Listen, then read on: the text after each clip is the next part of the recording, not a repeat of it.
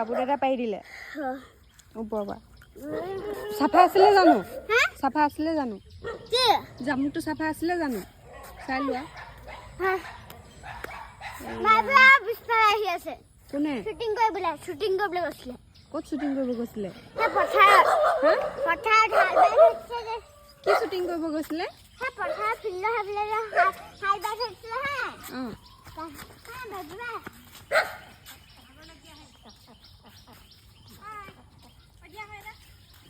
অঁ ইয়াত লৈছোঁ সেইখিনি বাবুৱে খাব